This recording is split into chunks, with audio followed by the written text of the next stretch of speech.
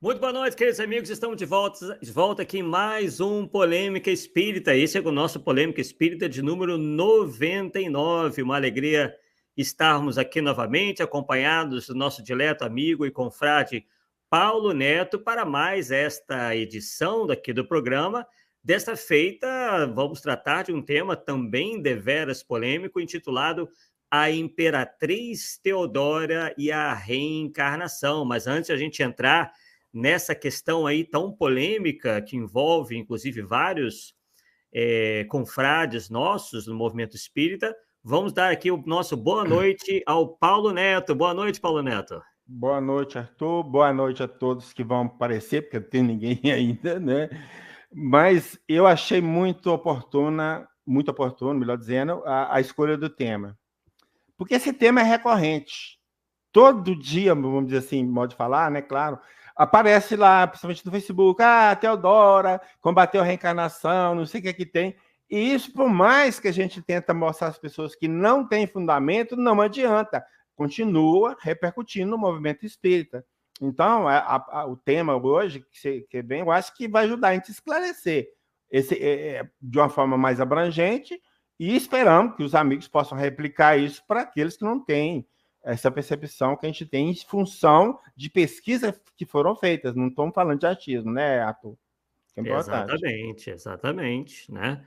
Isso aí. Aí, ó, apareceram dois aí, o Ari, Vilela e a Fernanda. Boa noite. O pessoal vai aparecendo aí ao longo do programa. Já temos 15 aqui, aos pouquinhos já vai aumentando.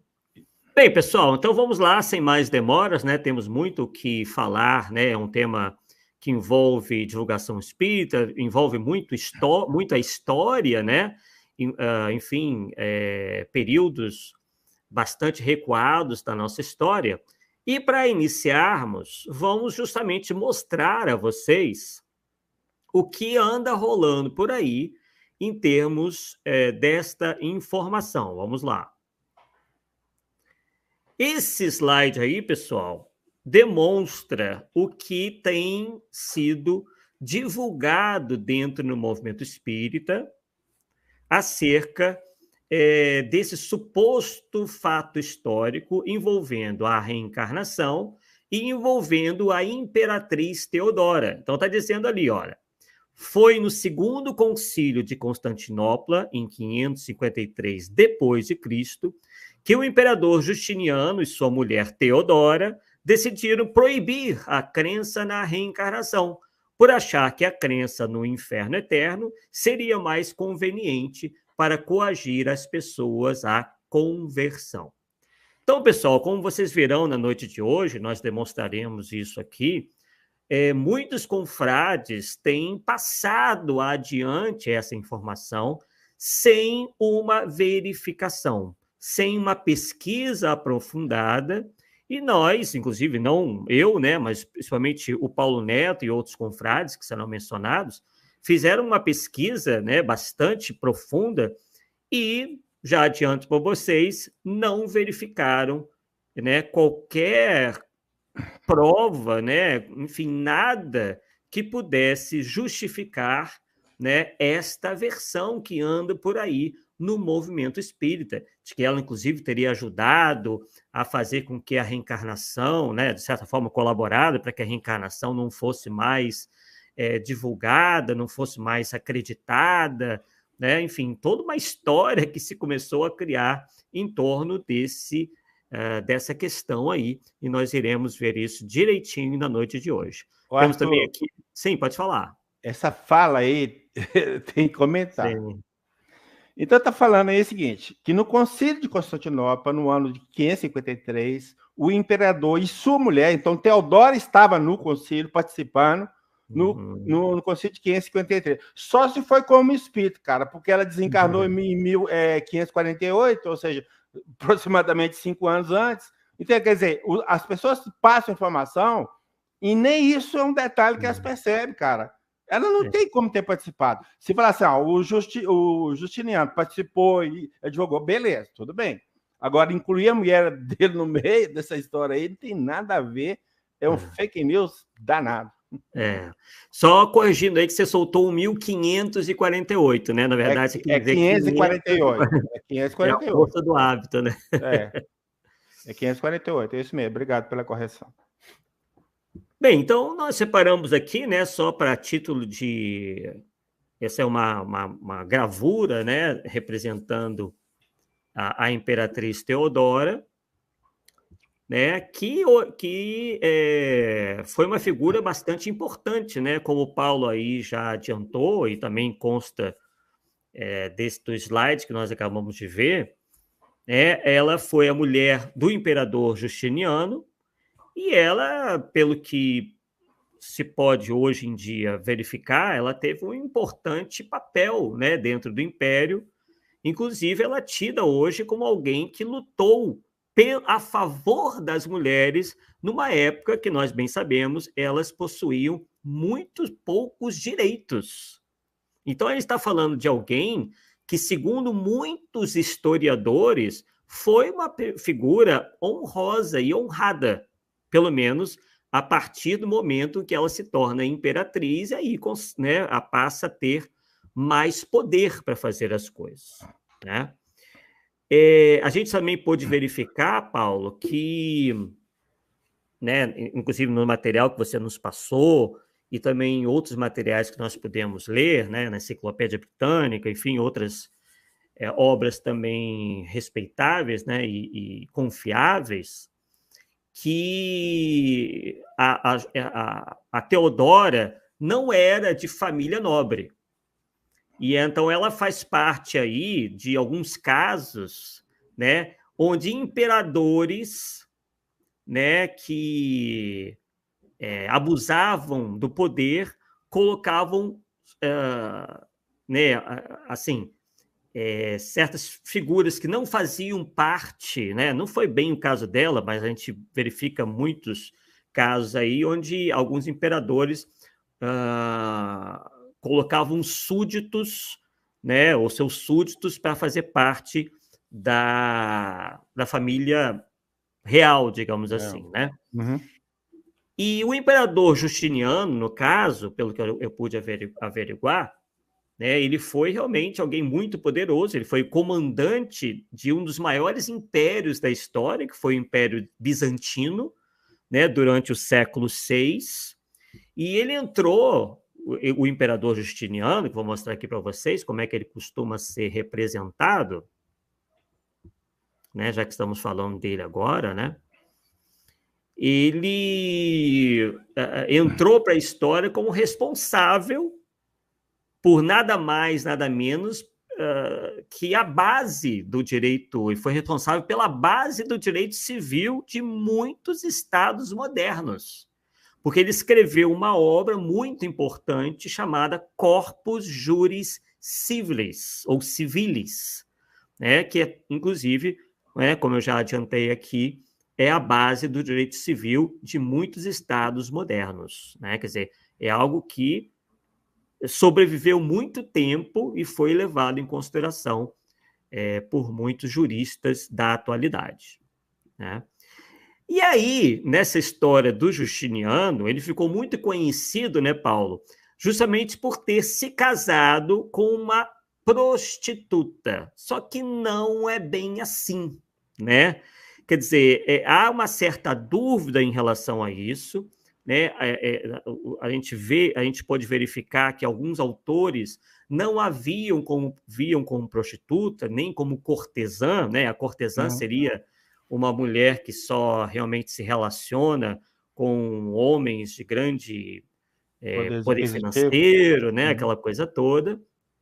Mas existe certa dúvida em relação a isso. Mas, enfim, são coisas que a gente vai conseguindo administrar de certa forma, né? Mas muito que a gente sabe, tanto do Justiniano quanto da Teodora, e isso está muito bem exposto no material do Paulo, que nós vamos falar daqui a pouco, né? Vem dos escritos do Procópio de Cesareia, que nós, inclusive, colocamos aqui uma... não, o Procópio não tinha uma representação, né? O do Procópio não tinha. Mas o Procópio de Cesareia é uma figura muito importante nisso tudo, né? porque ele foi um historiador daquela época, né, um historiador bizantino do século VI, e as obras dele são a principal fonte de informação acerca do reinado do Justiniano. E aí é que vem, né, seria uma das fontes primárias, né, Paula? Seria a fonte primária disso tudo. E a gente pode verificar que nem em Procópio a gente vê muito embasamento para essa história que pervaga no movimento espírita, né? Então, mesmo indo na fonte primária, a gente até vê algumas semelhanças, mas nada que sequer lembre essa história aí da Teodora mandando matar 500 prostitutas, que a gente daqui a pouco vai analisar melhor. Estamos apenas fazendo com que vocês se ambientem um pouco mais com os personagens né, que estão envolvidos nessa história toda. Tá? Então, o Procópio de Cesareia é o historiador, é a fonte primária, né? Ele narra muita coisa. Tem um livro, por exemplo, chamado História Secreta, né? Onde ele faz alguns comentários bastante fortes sobre a Teodora, alguns até considerados pornográficos, né? Porque parece que ele não aliviou muito para o lado dela, né? Talvez aí é que esteja a origem dessa história toda, só que o pessoal andou exagerando demais, tá? Então, o Procópio tem uma grande importância nisso tudo. E aí, pessoal, o que acontece?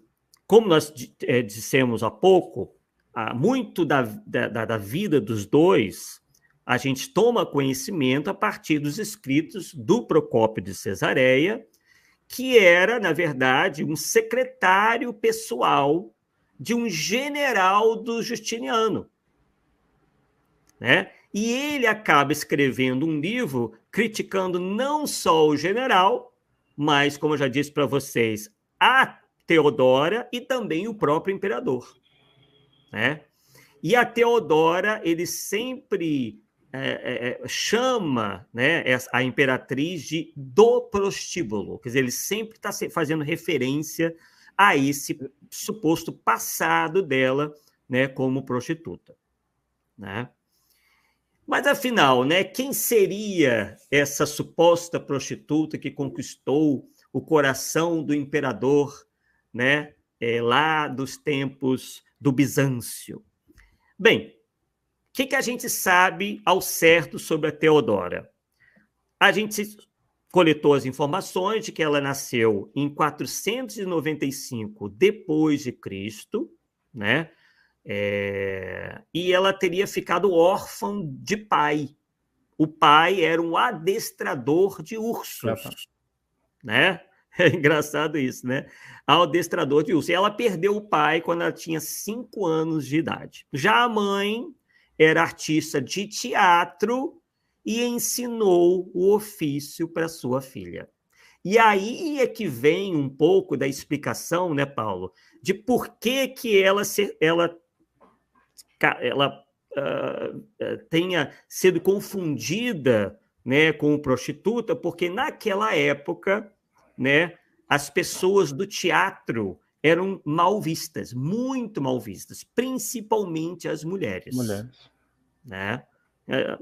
É uma coisa que, inclusive, até, sei lá, na época dos nossos pais e tudo mais, ou no início, ou até a metade do século XX, perdurou. Nenhum pai, nenhuma mãe, pelo menos aqui no Brasil, queria que os filhos, principalmente as moças, né, fossem trabalhar na rádio, fossem trabalhar no teatro, porque era algo muito mal visto pela sociedade. Agora, vocês imaginem aí 1.500 anos atrás, né? Então, aos 15 anos, a Teodora já era atriz, comediante, dançarina e mímica. Era ser mímico naquela época era algo que entretinha muito as pessoas, tá? Então, ela acaba também se tornando uma grande estrela do hipódromo, Os hipódromos, né, onde as corridinhas lá, as corridas lá do cavalo, eram o divertimento principal em Constantinopla naquela época. Seria o estádio de futebol de hoje, né? Então, ela acaba se tornando aí a estrela do hipódromo, que era, como eu já disse, um centro esportivo, social e cultural preferido naquela região da Constantinopla. E, na época, como eu já disse, né, era extremamente comum as atrizes serem também prostitutas.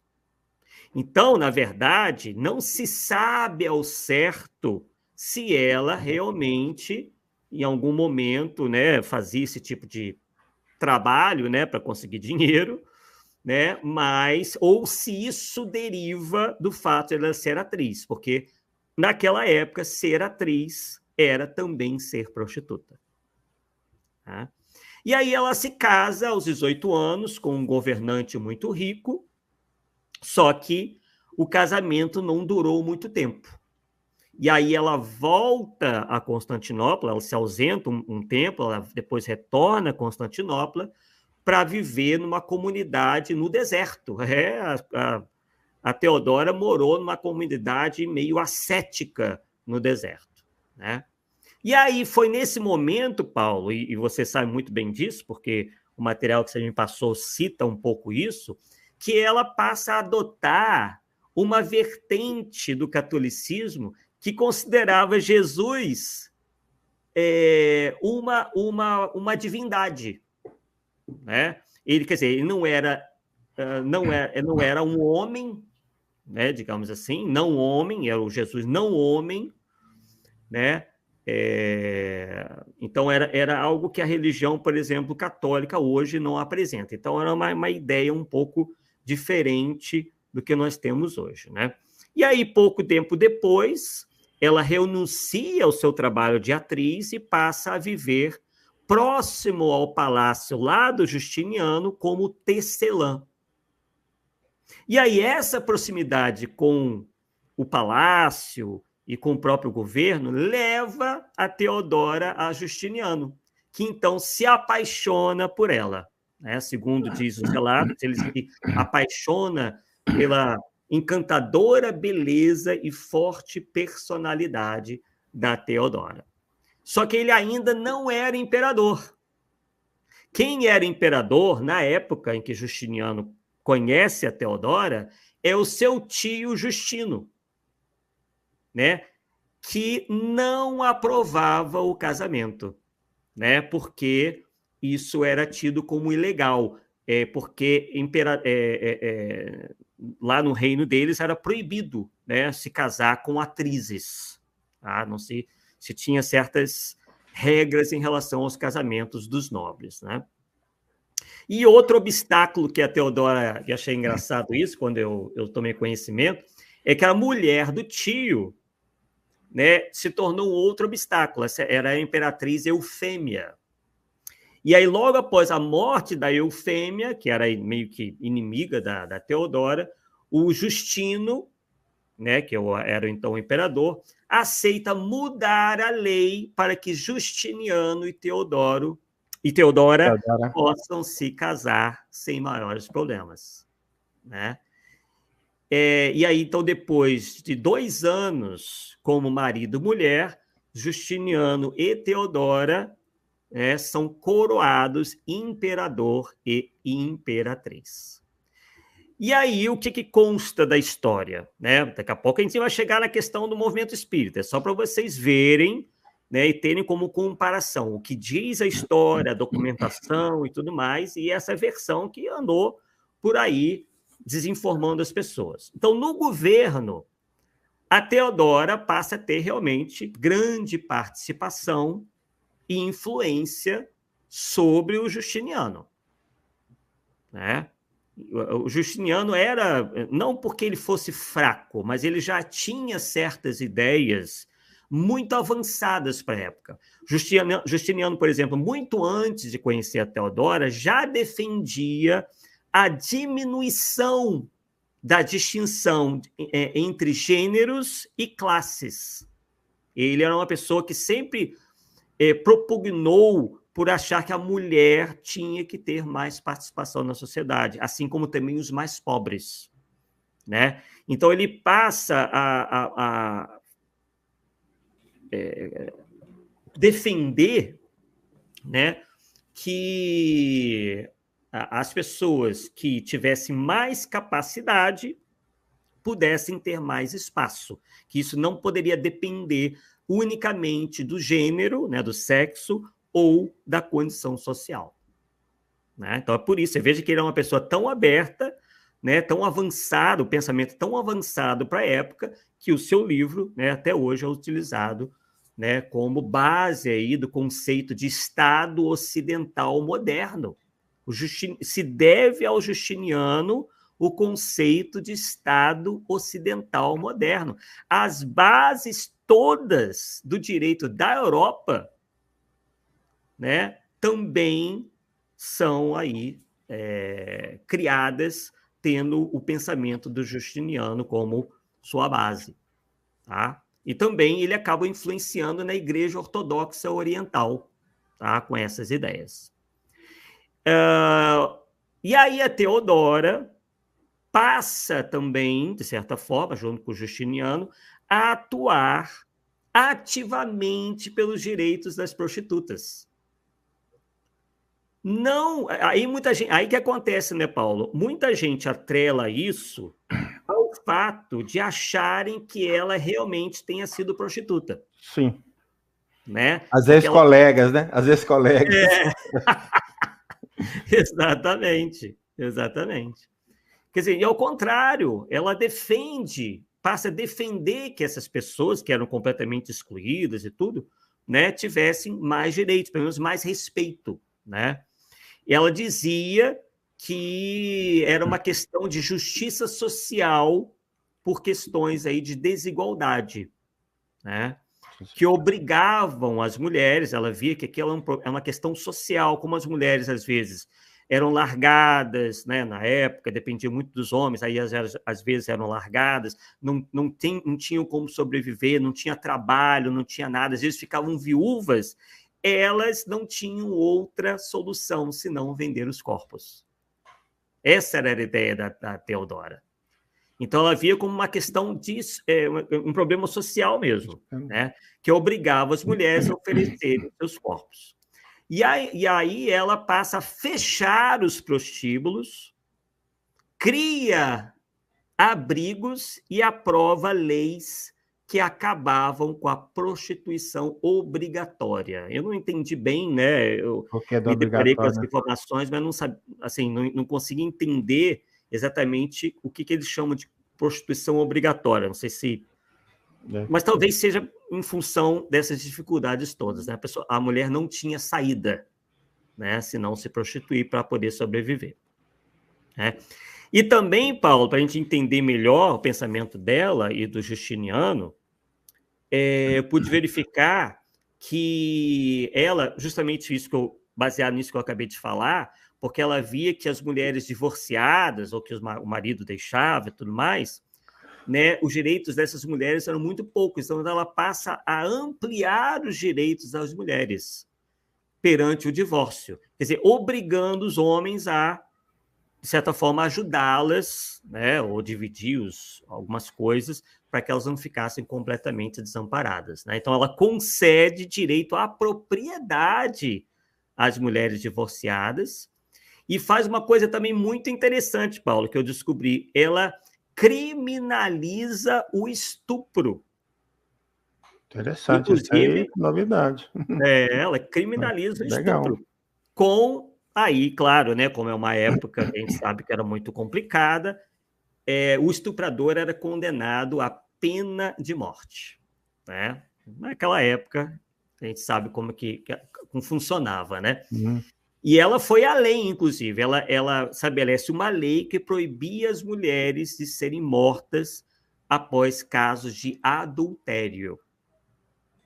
Né? E nós sabemos muito bem, né, que em muitos pontos do planeta as mulheres eram apedrejadas, às vezes até mortas, né, em função até do apedrejamento, quando às vezes até se suspeitava de que elas eram adúlteras. Então, ela proíbe isso daí. Arthur, dentro desse contexto que você está passando aí fica mais fácil a gente entender que quando ela manda prender as prostitutas, as ex-colegas dela, prendeu mais para ajudar do que como castigo, ou porque estivesse perseguindo, deu para entender ou não? Exatamente.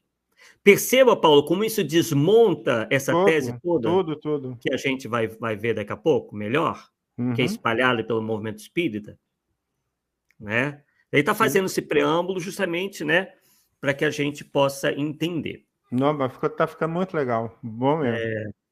Então é isso. Então, ela era uma pessoa muito preocupada, né? E aí, até mesmo esses direitos, eles foram tão bem aceitos que eles permaneceram, tá? Mesmo depois da morte da Teodora, esses direitos permaneceram. Né? Então, para Constantinopla, de maneira geral, os políticos, né, os dois ali foram extremamente benéficos. Tá? O governo dos dois, do Justiniano e da Teodora, foram, de certa forma, muito bem vistos. Né? E aí, até inclusive, eu li também que houve uma revolta na cidade, né? E aí os dois se esforçaram, né, para que o lugar fosse reconstruído, porque depois dessa revolta muita coisa ficou destruída e tudo mais, né? Eles construíram pontes, igrejas, aquedutos, e aí a cidade que passou por uma revolta, que era muito comum naquela época, essas revoltas aí deixavam muita destruição, eles iam lá e restabeleciam tudo. E aí a Teodora falece em 548, eu já ia falar do 1000 também, ó, aos 48 anos, ela morre muito jovem, né? Porque naquela época, né, Paulo, não tinha medicina direito, não tinha nada, e qualquer coisa. E o Justiniano, inclusive, cai numa profunda tristeza, né, depois da morte dela. Bem, aí, então, depois dessa breve história aí que nós contamos da Teodora, tudo muito bem, acredito, né, pelas fontes que eu pude pesquisar e também que o Paulo me ofereceu, que ele já pesquisa essa questão já há muito mais tempo que eu, né, a gente pode, então, já entrar nessa problemática toda, né, Paulo? De que anda por aí, que ficou muito... Eu acho que essa história foi muito impulsionada por uma palestra, né, do médium e tribuno baiano, como é conhecido, Divaldo Franco, né, que ele proferiu em 25 de março de 2006, no Centro de Convenções do Parque Barigui, em Curitiba, no Paraná. Tá? Inclusive tem no YouTube, tá? Quer dizer, pelo menos parece que tem ainda no YouTube, tá lá no site, no canal da Federação Espírita do Paraná. Então, Paulo, eu vou agora ler, não é muito longo, tá? O trecho em que o Divaldo Franco, em 2020, né, fala sobre esse caso. Lembrando, né, e o Paulo sabe muito bem disso, e se eu estiver equivocado, ele vai me corrigir, que essa história, segundo, né, Paulo, segundo você mesmo, né, pôde verificar, parece, né, que teve, assim, início com um confrade nosso, que inclusive a gente respeita bastante, mas talvez não tenha tido o cuidado suficiente, né, para contar essa história como ela verdadeiramente foi, que é o José Reis Chaves. Porque, como o Paulo diz também no trabalho dele, teria sido em 2002 que o José Reis Chaves comenta sobre esse caso, não é isso, Paulo? Isso. No livro A Reencarnação, a Bíblia e a Ciência. Na Bíblia e a Ciência. Ah, sim. Então. E aí depois o Severino Celestino da Silva, em 2009, parece que apenas replicando o que ele leu no José Reis Chaves, e depois também o confrade Vivaldo de Araújo, em 2015. Divaldo só vai se pronunciar em 2020. Tá? Então, vou ler aqui, porque o que o Divaldo disse naquela oportunidade. Então, abre aspas para o Divaldo Pereira Franco. Ele diz o seguinte: no ano de 547, o imperador Justiniano solicita ao Papa que o segundo concílio de Roma seja celebrado em Constantinopla. O Papa discorda. Roma era a capital do catolicismo. Justiniano ameaça. Ele era o senhor das legiões. Seu poder saía do Oriente e ameaçava o Ocidente. O Papa, de caráter débil, teme e cede, e é marcado para 553, o segundo concílio de Constantinopla. Teodora, isso é o Divaldo falando, a imperatriz havia conquistado Justiniano, esse homem singular. Ela o havia conquistado, uma beleza incomum, dizem em suas biografias, e uma astúcia que somente as mulheres têm. Bem forte isso aqui, hein? No bom sentido da palavra. Então, ela se torna imperatriz e passa praticamente a governar o Império Romano do Oriente, com a sua sagacidade, a interferir nos negócios do Estado e nos negócios da religião. Dessa forma, as suas amigas de bordel, entusiasmadas pela glória de uma concidadã, começam a dizer que ser meretriz é honorável, afinal, uma delas era a imperatriz. Meu Deus. E Teodora, dominada pela fúria e amargurada pela sua vida anterior, né, supostamente como prostituta na própria existência, manda matá-la a todas. A história registra entre 500 e 550. O crime produziu uma reação na sociedade que agora dispara contra Teodora as acusações mais cruéis. E essa ela vai reencarnar. Isso é o povo dizendo, né? E essa ela vai reencarnar. Ela se reencarnará 500 vezes para pagar o crime hediondo, diziam, né? É claro que a reencarnação não é assim, diz Divaldo. Não é a pena de talião pagar mal por mal. Aliás, nem é pagar, é reparar o mal que fez pelo bem que possa realizar. Teodora, que era muito feliz, não desejava voltar à terra para sofrer e estimula o marido. Abre aspas para Teodora, segundo Divaldo. No próximo concílio, vamos tornar a reencarnação uma doutrina herética, porque eu não voltarei para pagar o crime.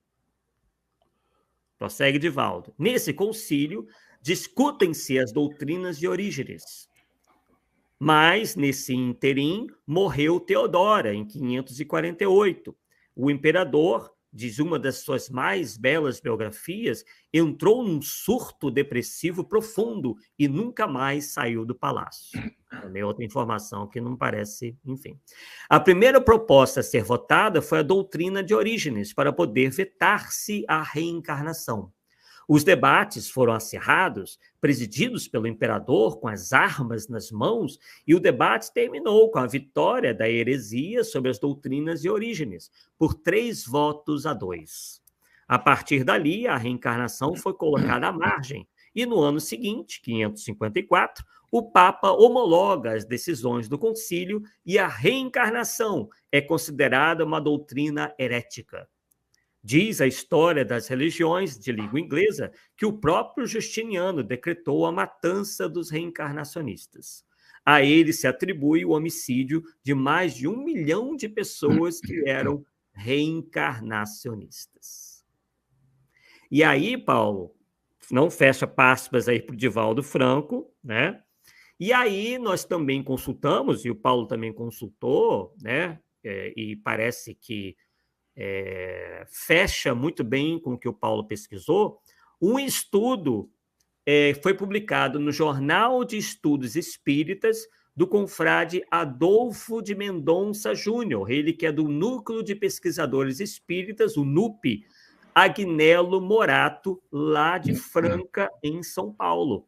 Tá? Esse artigo ele é do ano de 2023. Tá? Ele foi recebido em 5 de janeiro de 2023 e publicado em 27 de junho de 2023. Então, é outro artigo que a gente vai sugerir, além do Paulo, né, para que vocês possam pesquisar, já que a gente não vai conseguir, obviamente, falar de tudo em todos os detalhes, porém, a gente pode adiantar que o Adolfo de Mendonça Júnior realmente não viu nenhuma base naquilo que foi dito pelo Divaldo e nem aquilo que foi repetido, né, enfim, dito até anteriormente ao Divaldo, por esses 3 confrades, né, e realmente o Paulo também não achou nada, né, e nas pesquisas muito mais recentes que a gente fez, que, enfim, não tem essa profundidade toda, mas também nós não conseguimos achar absolutamente nada. Arthur, Paulo? só completando aí. Sim. No caso do José Reis Chaves, eu conheço pessoalmente, né? Então, eu questionei a respeito disso, e ele não me passou nenhuma fonte que ele usou para aquilo. Tá? O Severino, na verdade, eu acho que ele leu Chaves, porque o Chaves é a referência na bibliografia dele, então ele usou Chaves. O Divaldo também acho que provavelmente deve ter utilizado. E o Divaldo também, eu mandei um e-mail para ele, infelizmente eu não tenho cópia, questionando isso, e a resposta também foi genérica, sem passar a fonte. Então fica assim, o que a gente observa, uma fala de alguém é replicada várias vezes e as pessoas não sabem nem se o cara está falando certo. Né? Então, quando surgiu esse problema, que eu comecei a pesquisar, eu vi assim, não tem fundamento nenhum, cara. Não tem fundamento nenhum, nada com nada, não bate isso. E a reencarnação, ela existe. Se a gente quer provar, sustentar a reencarnação, nós vamos buscar a ciência. Não vamos buscar Teodora ou Bíblia, sei lá o que for, para sustentar, não. Vamos buscar a ciência. E eu acho que eu tá comentando com você, né? Que hoje, dentro da minha percepção, eu poderia falar que a reencarnação está provada cientificamente falando, pelo número de casos que foram pesquisados por várias pessoas, né, pelo menos uns 3 aí, tem um número suficiente, né? Então, isso aí. Sim. E aí, só para a gente reforçar aqui a posição desse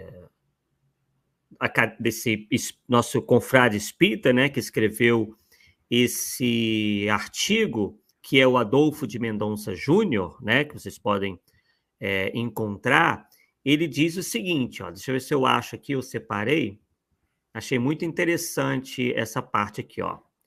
Não encontramos nenhuma comprovação de que Teodora mandou matar 500 prostitutas.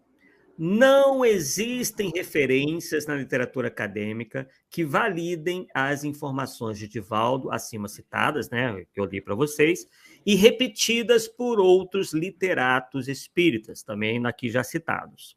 Não há nenhuma comprovação, nem mesmo de que os cristãos primitivos, segundo a narrativa desses literatos, eram reencarnacionistas. Quer dizer, essa é mais outra inexatidão, né, Paulo?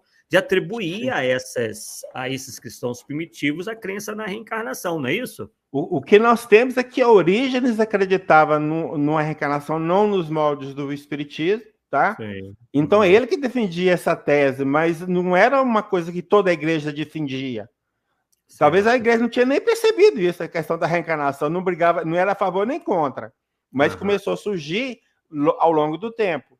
Então, o que eu acho hoje? Que o combate, principalmente das religiões contra a reencarnação, tem muito a ver com o poder e o dinheiro.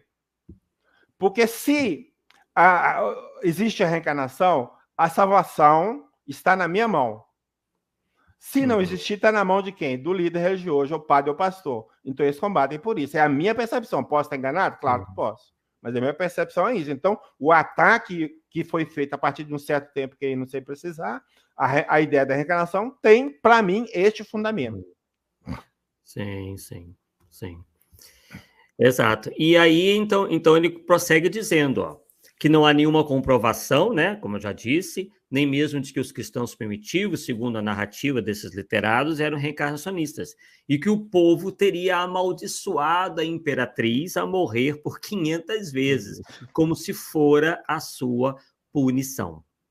E aí, né, esse autor desse artigo cita até o trabalho do Paulo Neto, né, onde o Paulo Neto, em 2012, no seu trabalho, diz o seguinte: dos 79 autores do tema reencarnação, constantes de nossa biblioteca, isso ele diz... Peraí, vamos atualizar isso aí.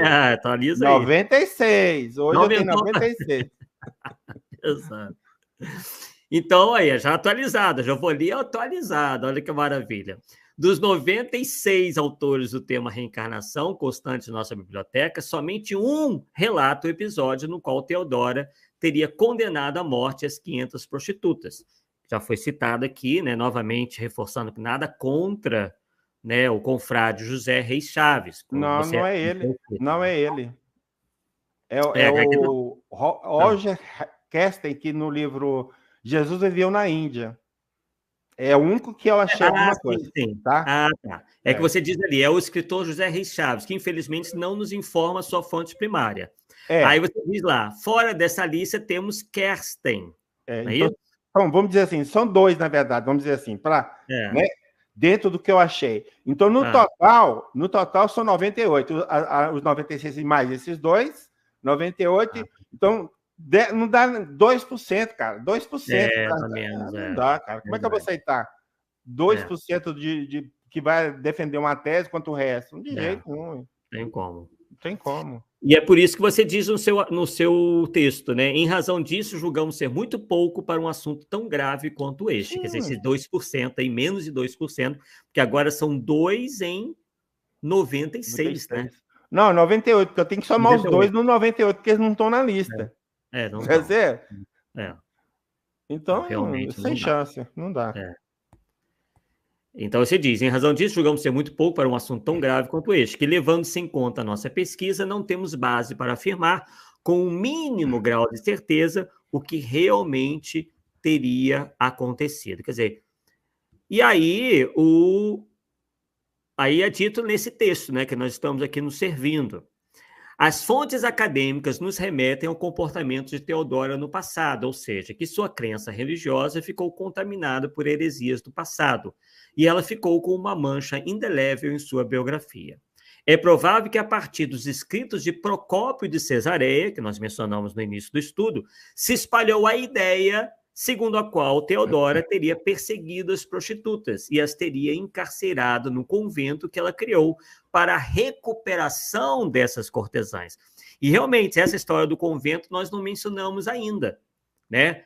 E, realmente, parece ter existido, né? Ela recolheu algumas dessas mulheres a esse convento e passou-se a dizer aí também o seguinte, que algumas mulheres, né, que assim não se acostumaram tão bem à disciplina do convento e todas as limitações, passaram a se suicidar, né? Se suicidaram. Havia um muro muito grande, né? Elas tentavam subir no muro e caíam de lá de cima, né? E tudo mais. Então, o fato de algumas terem tentado fugir e morrido, e às vezes ter parecido suicídio, né? Fez com que alguns atribuíssem a culpa à imperatriz. Tá. Então, assim, tem essa confusão aí. Eu acho que a ideia de ter recolhido 500 prostitutas, eu acho que essa ideia é verdadeira. Sim. Tá? Sim. Mas com qual objetivo? O objetivo de dar assistência para elas, porque na rua era muito pior. Agora, tem gente que está na rua e não quer sair da rua. Você prende, eu saio de qualquer jeito. Então, isso aí está tudo misturado. Então, enquanto ela, vamos dizer assim, levou para o convento para ajudá-las, para dar assistência, eles entenderam que está trabalhando contra elas, contra a reencarnação, e que matou todas as 500. Cara, não dá, né? Aí foi demais. O que a gente vê é que o que diz o Procópio de Cesareia, parece que ele tinha um problema pessoal, né, com a Theodora, mas o que a gente vê de ações tanto da Theodora quanto do Justiniano é que eram ações visando o bem das pessoas, como você bem disse aí. Exatamente. Né? Foi ele que espalhou essa ideia de que a Teodora teria perseguido as prostitutas e as encarcerado no convento. Enquanto, como você bem disse aí, na verdade, ela criou isso, esse programa, digamos assim, hoje seria chamado um programa, né, para recuperação dessas mulheres. Né? Tanto é que existe um historiador, né, o Gibbon, em 1845, está lá, inclusive no texto do artigo que nós dissemos a você, do Adolfo, né, de Mendonça, onde ele diz o seguinte, ó, de acordo com Gibbon, em 1845, o imperador Justiniano ordenou a construção de diversas instituições de caridade, olha aí, mostrando que não havia perseguição nenhuma, muito pelo contrário. Destacando-se entre elas este convento, que foi a mais benevolente de seu reinado. E aí diz lá, essa iniciativa foi motivada pela simpatia da imperatriz por suas irmãs menos afortunadas, que haviam sido seduzidas ou obrigadas a abraçar o comércio da prostituição. Esse historiador, o Gibbon, também diz o seguinte, que esses estudos todos que ele fez não sugerem que Teodora tenha ordenado a prisão ou a morte das prostitutas, uma vez que, na opinião desse historiador, teria sido Justiniano que ordenou o recolhimento dessas mulheres das ruas e dos bordéis. Paulo, então tá muito difícil realmente manter essa história aí que anda no movimento espírita, né? Porque não faz o menor sentido.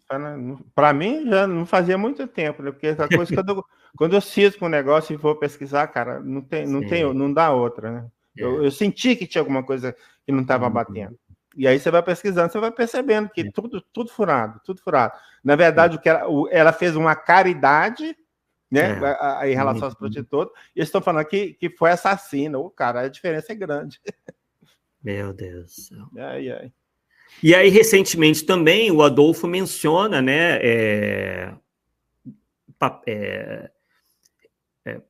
estudos acadêmicos mais recentes, né, um de 2014 e outro de 2022, dizendo o seguinte, ó, Teodora sempre prestou auxílio às mulheres aflitas. Certa vez, devido a uma lei, muitas ex-prostitutas foram abandonadas à própria sorte, sem ter acesso aos rendimentos que tinham conseguido em sua antiga profissão. Teodora, possivelmente sacando moedas de ouro de seus cofres particulares, resolveu o caso, distribuindo ouro para todas as ex-rameiras. Fecha aspas ali. Então, isso somado àquilo que nós encontramos, né, em outras fontes, né, e está tudo convergindo, né, que essa história realmente não tem menor fundamento, não tem nem pé nem cabeça. Né? E talvez, Paulo, você tenha estranhado, porque algo assim seria, assim, uma informação mais popularizada. A gente, em algum momento, né? Aí o Orígenes... Para dois autores só citar, então isso aí, todos os historiadores iam falar isso. Exatamente. 500 pessoas, 500, entendeu? Era um número muito grande. Para uma pessoa só matar, vamos dizer assim, ou mandar matar. Não tem lógica, cara. Baixo mesmo. Você vai falar alguma coisa de Orígenes? Você colocou a ideia dele. Você apresentou uma foto dele aí depois. Não é porque ele é citado, né, nessa história toda. No caso do Orígenes, né, fica muito assim, uma coisa muito também forçada, né?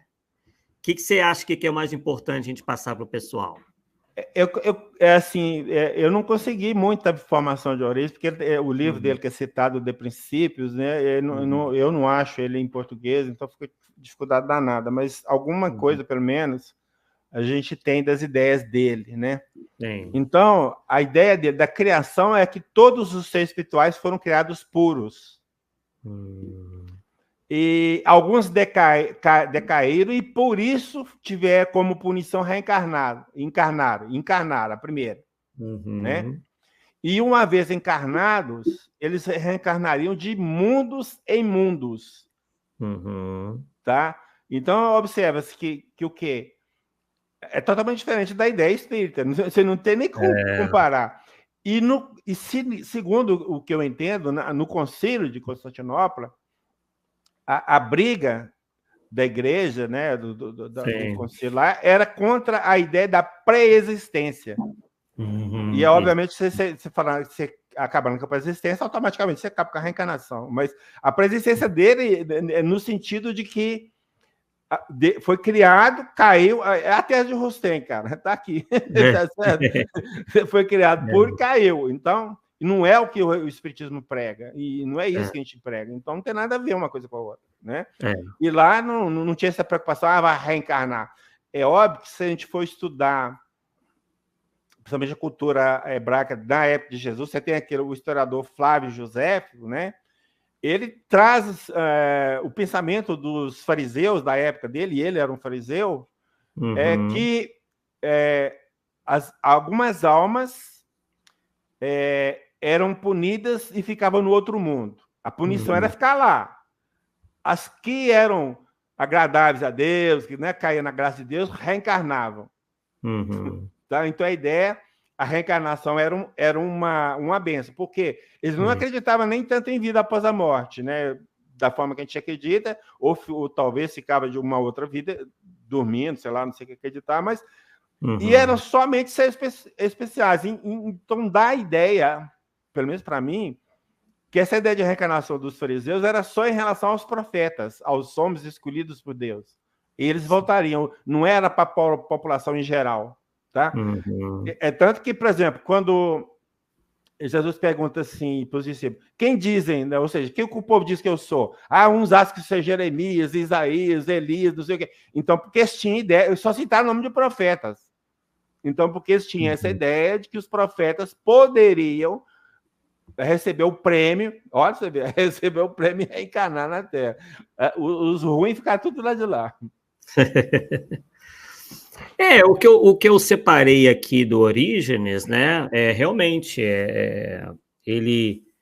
o que se sabe aí é que ele realmente teve algumas ideias combatidas, né, nesse concílio,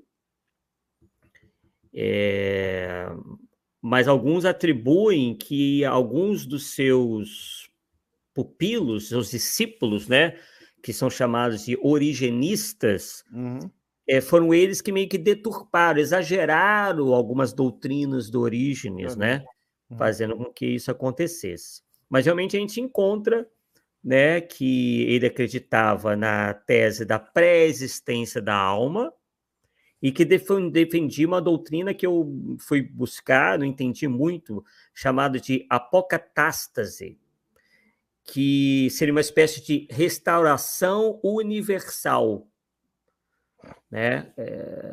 Onde seria quase como que pelo que eu entendi, era como se nós fôssemos voltar para o corpo de Deus, ou algo parecido. Mais ou menos por aí. Né? É o que dá para entender. E essas ideias foram realmente condenadas no Segundo Concílio de Constantinopla, em 553. Vê aí que eu coloquei para você, comparando a ideia de origem do Espiritismo. No slide. Tá, vamos lá, vou acrescentar. Posso? Sim. Sim. Interessante, ó. Quer explicar aí, pessoal? Não, pode falar. É mais ou menos o que eu falei, só para o pessoal ter uma visão mais próxima do que eu falei, que eu acho interessante. Então, a criação para Orígenes, ele diz lá, todos os seres espirituais foram criados puros, né? Já o Espiritismo diz que todos os seres espirituais foram criados simples e ignorantes, né? Vimos aí uma grande diferença. Encarnação a primeira, segundo Orígenes, alguns decaíram e foram enviados a corpos físicos. É vista como uma punição, parecida com os tem mesmo, né?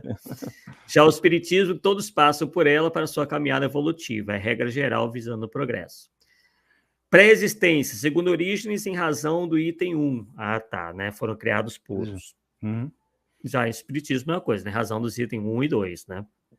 Fomos criados simples e ignorantes e passamos pela reencarnação, né, para a caminhada evolutiva. Encarnação é a primeira, né, e a reencarnação é a repetição desse fato. 4, reencarnação. Segundo Orígenes, reencarnam de mundo em mundo. Espiritismo, reencarnam no mesmo mundo até o grau máximo que lhe permite evoluir nele. Só depois é que reencarnarão noutros mundos. Polaridade dos mundos, segundo Orígenes, em razão do item 4, né? Então, ele achava que ficava rodando mais, né? Uhum. E o espiritismo em razão do item 4. E o 6, item 6, destino final. Todos os seres chegarão a Deus, segundo Orígenes. Todos os seres chegarão a Deus, segundo o espiritismo. Aí vemos uma boa de uma concordância, né? Pelo menos nesse aspecto. Alguma coisa mais desse material que você queira? Não, eu só deixei porque é muito citado e a gente não consegue saber muita coisa de origem. Então, o que eu percebi dele foi isso aí, tá? É como eu disse, não tem muita... Eu procurei uma obra dele traduzida em português, não achei, a internet é difícil, né? Para quem sabe inglês, talvez ache, não é meu caso. Mas só para a gente ter uma ideia, porque vai falar muito, né? Que combateu a origem, como se a origem acreditasse na reencarnação tal e qual nós acreditamos, que é totalmente diferente, não tem nada a ver uma coisa com a outra. Então, pode se usar como parâmetro, não. Verdade. Então, o Adolfo, né, nesse artigo, o Adolfo de Mendonça diz exatamente isso, né, que ele observa esses mesmos fatores aí, né? Ele chega a dizer, após analisarmos os dois excertos, observamos que Orígenes defende a reencarnação. Para corroborar essa afirmação, destacamos as expressões naturezas racionais permanecerão. Eu acho que ele está até errado ali, eu que não estou lendo errado, não é que está errado no texto. Permanecerem completamente incorpóreas depois de atingirem o cume da santidade e felicidade, ou se elas sempre devem necessariamente estar unidas a corpos. Então é algo que realmente se assemelha à reencarnação, como Paulo bem disse, mas tem grandes diferenças, né? Então, realmente, né, Paulo, a gente não vê nenhuma precisão em relação ao que anda sendo divulgado por aí sobre a Teodora, sobre o Orígenes. Realmente está faltando mais pesquisa para o pessoal, né? Sim. E a gente, né, chega às nossas conclusões dizendo o seguinte, né? O Paulo vai poder também falar, dar a opinião dele, que certamente vai ser igual a nossa, que nós, divulgadores, temos uma responsabilidade muito grande, né? De alguma forma, a gente está, nos momentos que a gente está divulgando o espiritismo, a gente, de certa forma, passa a ser um representante dele. Então, é que a gente tenha mais cuidado, né? Todos nós aí, a gente vai aprendendo também com os erros alheios, que, obviamente, não estamos dizendo que foram erros propositais, mas foram descuidos que nós consideramos importantes, né, e que não devem ser repetidos. Às vezes, como o Paulo já adiantou, no afã de a gente promover o espiritismo, né, muitos acabam criando histórias, narrativas, causos, né, que não refletem a realidade, ou não refletem fatos históricos, não refletem a verdade.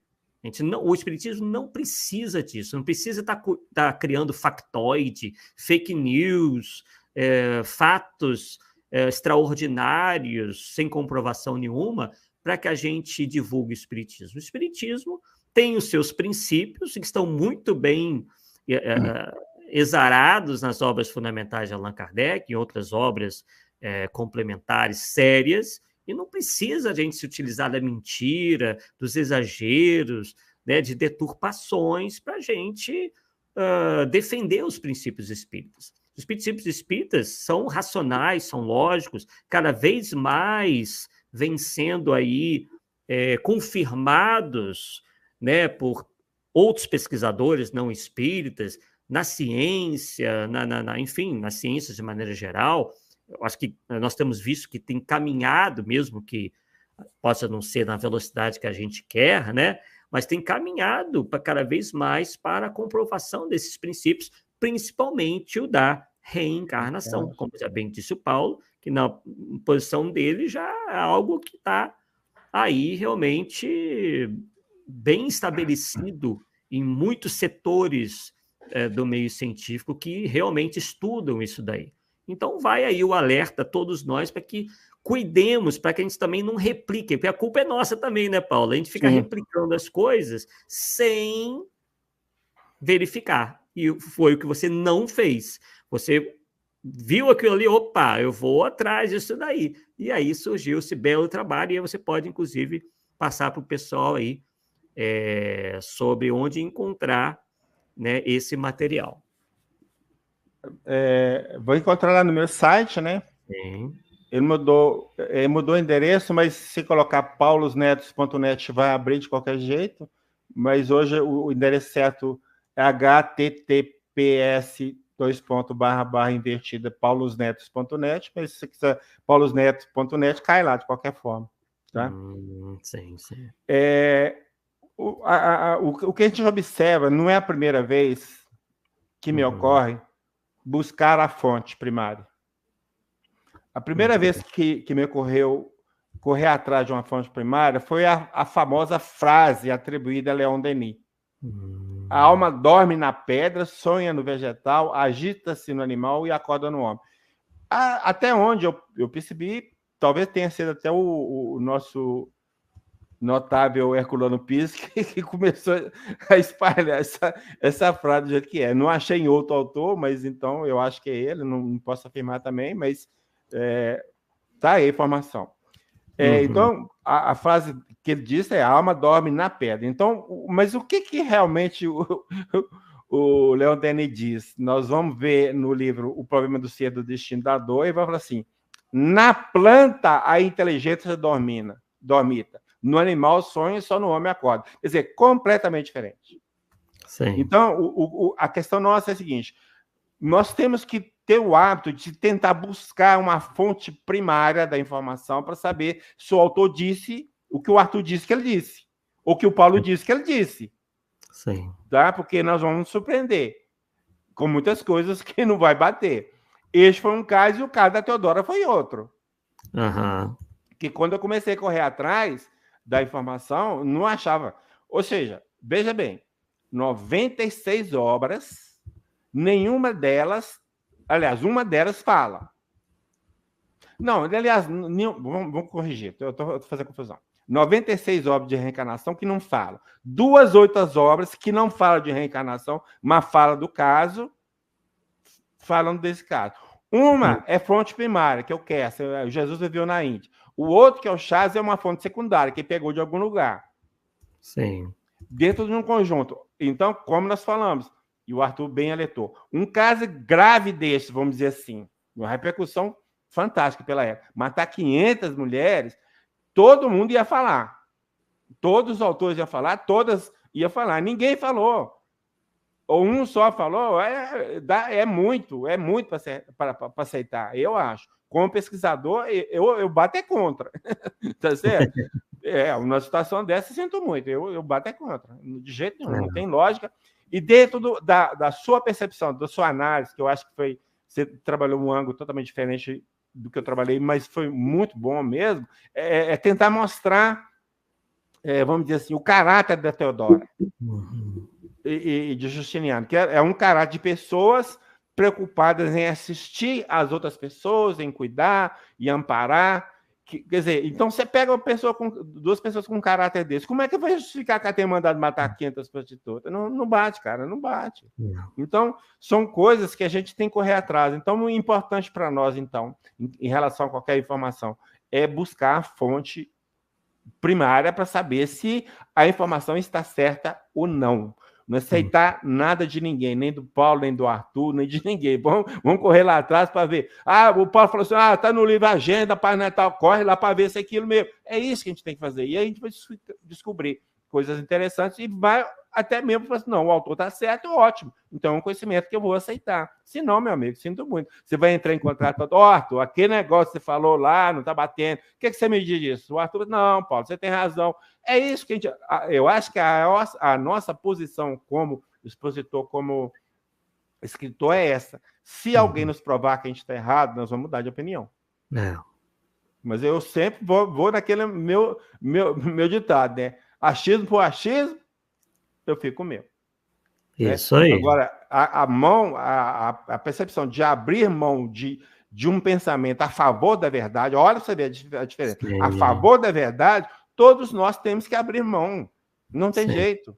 Não tem jeito, tem que fazer isso mesmo. E aí que nós crescemos como pessoas humanas, como espíritas que precisam crescer também dentro do conhecimento espírita e transmitindo para as pessoas a verdade, não o que nós achamos que é. Ou nem impondo também, né? Porque tudo que nós falamos, se a pessoa quiser aceitar bem, não quiser, amém também. Nós passamos a informação, cada um cuide de si, né? Cada um cuide de si, né? O nosso papel foi feito. Ou seja, estuda, pesquisa e o debate em cima de um tema que está circulando, que não tem nada a ver com a ideia que querem passar. Este é o ponto principal, né? Até comentando com o Arthur, gente, que vai parecer que o Paulo é incoerente, né?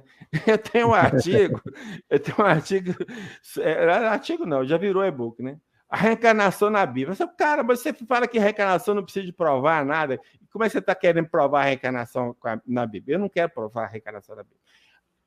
Eu comecei a estudar a reencarnação na Bíblia para contra-argumentar de algumas pessoas vinculadas às religiões tradicionais que queriam derrubar a ideia de reencarnação dentro da doutrina. Isso não está na Bíblia, não existe. Deu para entender? É essa que Aí eu comecei a aprofundar na coisa e acabou montando um trabalho. Então, eu não acredito na reencarnação, não é porque está na Bíblia ou deixa de estar.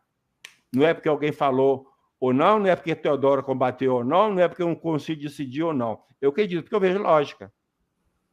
E eu só enxergo uma possibilidade de explicar a genialidade pela reencarnação, meu amigo. Sinto muito. Só a reencarnação que explica. Nenhuma outra coisa.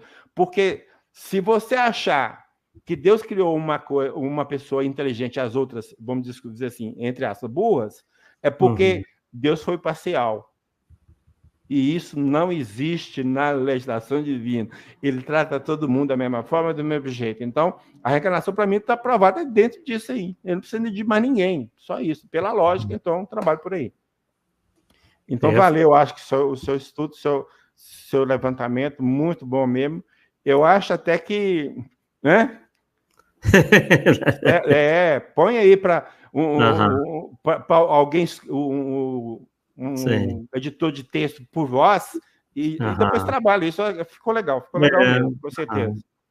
Então é isso aí, gente. Agradecemos a participação e a presença de todos. Estamos aí na luta.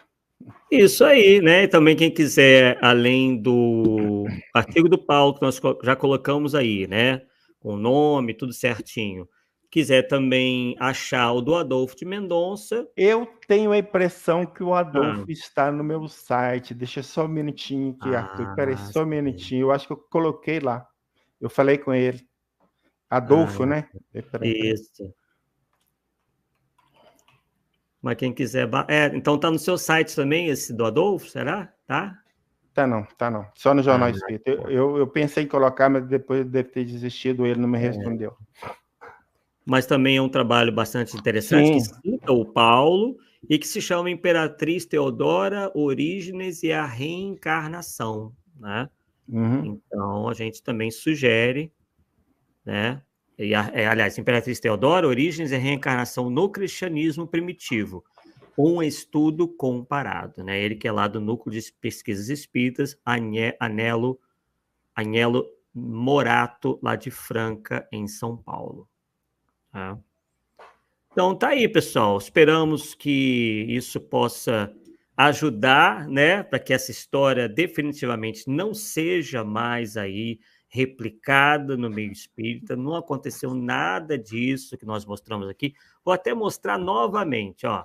Essa história aqui não tem o menor embasamento factual, histórico, muito pelo contrário, é justamente em oposição a tudo que esse casal aí, o Justiniano e a Teodora, fizeram, né? Numa época em que até nós poderíamos até compreender que eles pudessem ter feito barbaridades, mas não foi isso que aconteceu. Então, se está de alguma maneira ali, né, falando contra a honra, né, embora já estejam... pessoas, né? Então, certo isso, né? Não é justo, mesmo para com desencarnados, que já deve ter reencarnado várias vezes, né? Porque isso já faz Sim, faz um parte. tempão. Com certeza. Temos aqui o Robson Carolino, dizendo o seguinte: boa noite, li no livro de Lamartine e Palhano Júnior, Teologia Espírita, que a Teodora mandou decapitar. Olha, já tem outra versão. Você conhece essa daí? As prostitutas, devido à vergonha sentida pelas ilustres visitas no Concílio de Constantinopla. Confere. Eu já fiz questão de tirar um print aqui, porque depois eu vou conferir na obra dele, tá certo? Mas a informação não confere, não. Pelo que nós passamos aqui, pelo que levantamos, de jeito nenhum. Nada, de jeito maneira. De jeito nenhum. Né? O pessoal não conhece essas figuras históricas. O Justiniano, como nós dissemos no início, é uma figura reverenciada até hoje. Ele não teria permitido algo assim.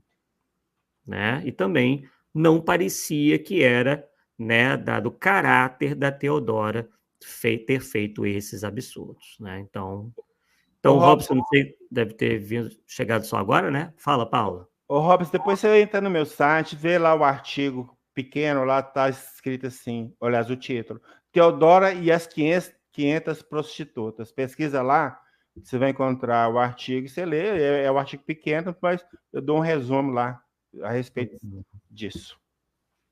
Maravilha. Então, mais uma... Isso aí se espalhou mesmo, né? Fernando Linhares dizendo aqui, nossa, telefone sem fio. Sim. Houve a história, mas pesquisar que é bom, é terrível, né? Enfim, pessoal, então agradecemos aí a participação de vocês. Esse é o nosso programa 99, né? O próximo é o do número 100, né? Então, estamos aí prestes a completar 100 programas do Polêmica Espírita. Paulo, mais alguma coisa para a gente encerrar? Cara, nós estamos sobrevivendo a 100 programas, cara. Que é isso? Quando nós começamos lá, pensei que não ia durar muito tempo, já tem 100 programas já. Não, muito bom. Mas valeu mesmo. É verdade. Não, só agradecer mesmo novamente a participação de todos aí, né? Desse tema, e nos ajudem a divulgar esse vídeo, porque a gente tem que acabar com essa maneira que essa fake news que anda espalhando por aí, mostrando o que são os fatos, não o que acham que ocorreu, ou inventaram que ocorreu, sei lá, qual motivo.